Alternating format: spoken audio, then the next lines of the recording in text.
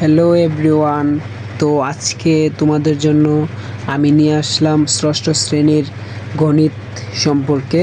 তো আজকে পড়ব ষষ্ঠ শ্রেণীর চতুর্থ অধ্যায় বীজগণিতিক রাশি।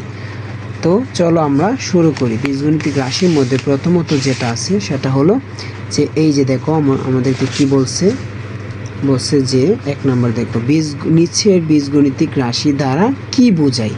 বলছে যে নিচের বীজগণিতিক রাশি দ্বারা কি বোঝায়। তো দেখো বলছে নিচের বীজগণিতিক রাশি দ্বারা কি বোঝায়। এই যে প্রথমত আছে কি 9x। আমরা লিখলাম যে প্রথমত আমরা কি লিখলাম 9x। দেখো আমি তোমাদেরকে অঙ্কটা করার ক্ষেত্রে প্রথমত কয়েকটা টিপস বলতেছি, তোমরা মনোযোগ সহকারে শুনো। দেখো আমরা তো সাধারণত আমরা জানি কি 1 2 3 4 সবগুলা কি সংখ্যা, আর এই যে A B C X Y Z সবগুলা কি, এগুলো হলো চলক আর এগুলো হলো কি সংখ্যা। বীজগণিতিক রাশিতে বা বীজগণিতিক অঙ্ক করার সময় আমাদের এটা মনে রাখতে হবে যে কোনো সংখ্যার সাথে যদি কোনো চলক থাকে তখন যদি বোঝা এই যে কোন এটা একটা কি 9 একটা কি সংখ্যা আর এক্স একটা কি চলক, তাহলে দেখো যে সংখ্যার সাথে কি আছে চলক আছে, তাহলে এই যে এটা হবে যে চলকের এত গুণ। এটা এই যে আমরা আরেকটা বিষয় তোমাদেরকে আমি সাথে ক্লিয়ার করি। দেখো যখন একটা সংখ্যা এবং একটা চলক একসাথে থাকে, যখন একটা সংখ্যা অথবা একটা চলক একসাথে থাকে তখন আমরা কি করি, দেখো আমরা কিন্তু তখন তাদেরকে ধরে নিই কি ইনটু আকারে, মানে গুণ আকারে, তাদের মধ্যে কি গুণ আকারে। তাদের মধ্যে যখন আমরা দেখি যে কোনো চিহ্ন থাকে না, যোগ বিয়োগ গুণ বা কোনো কিছু চিহ্ন থাকে না, তখন আমরা এটাকে ধরে নিই এটা কি আকার আছে গুণ আকারে আছে। তখন এই যে 9 দেখো আমরা 9x, তাহলে এটা 9 আর x এর মধ্যে সম্পর্ক কি গুণ, তাহলে দেখো তাহলে x এর কয় গুণ 9 গুণ।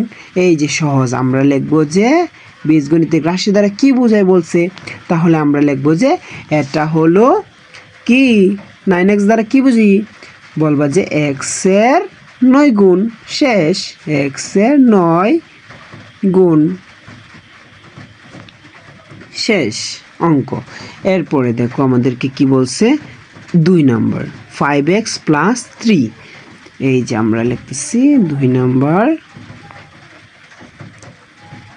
5x প্লাস 3, এই যে লিখলাম। হ্যাঁ এখন দেখো 5x প্লাস 3 দ্বারা আমরা বলছি যে এই যে বীজগণিতিক রাশি দ্বারা আমরা কি বুঝাই।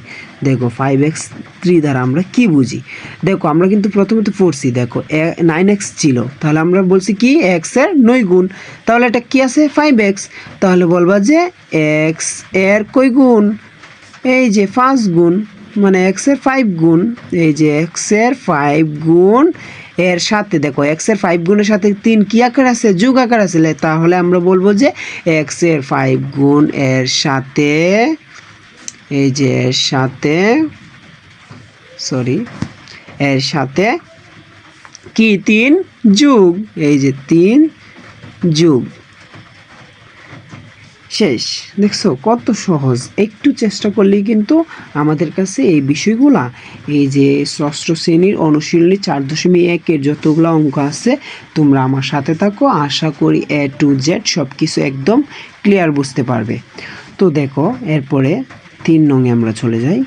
3 নম্বরে এই যে 3 নম্বরে বলছে 3a প্লাস 4b দ্বারা, এই যে 3a প্লাস 4b এটা কি এটা একটা বীজগণিতিক রাশি।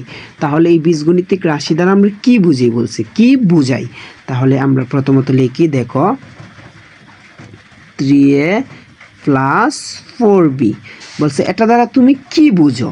এই যে দেখো এটা কিন্তু সেম সবগুলা, এই যে আগে কি ছিল কি x 5x, এখন কি আছে 3a। এই সংখ্যা কিন্তু ভিন্ন দিতে পারে, চলক কিন্তু ভিন্ন হতে পারে, আমরা কিন্তু পড়ছি a b c x y z এগুলো হলো চলক, 1 2 3 4 পর্যন্ত এগুলো হলো সংখ্যা।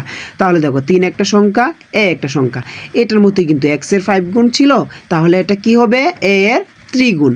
এই যে আমরা লিখতে পারি এটা কি দেখো a এর 3 গুণ, এই যে ত্রিগুণ,